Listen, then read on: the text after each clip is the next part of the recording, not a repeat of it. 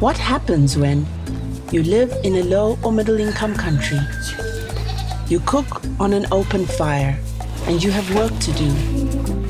When her mother comes back, she was already lying on an open fire there with all her face and hands. She could go ahead but could not crawl back. When your electricity supply keeps failing the whole village. He was trying to help his villagers, so he climbed up the electric pole and he got the electrical burn. When you just don't understand the risk involved. He lost his thumb, he had a very deep burn in his scalp. 95% of burns occur in low and middle income countries. In India, burns is a very significant problem and it's only increasing every day. The main cause is kerosene related. It's the tangent. All the petrol it spilled in himself and then he got fired. 70% of those burns injuries affect children. The outcomes are so much worse in low-income countries compared to high-income countries. So there's patients neglected, on wards, no one really knowing what to do, staying in hospital far longer than they need to, ending up with far more complications than they need to suffer. She developed the hypertrophic scar over the faces and this contracture over the neck.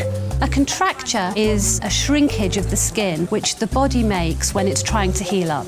If you were to burn your hand, it would go into this position. If a burn is not treated well, then it can lead to permanent disability.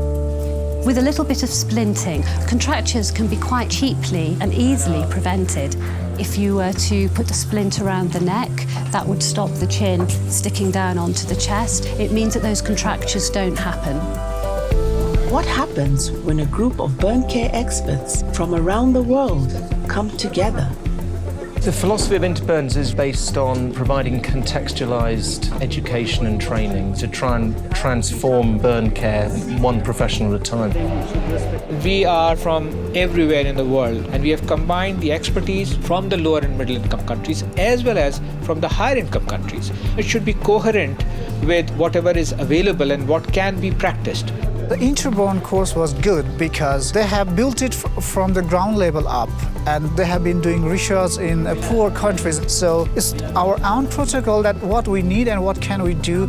I was so happy working with the Interburns team, like nurses, doctors, and physiotherapists, and nutritionists, counselor. With the team spirit, the patient can survive, the patient can get the good result.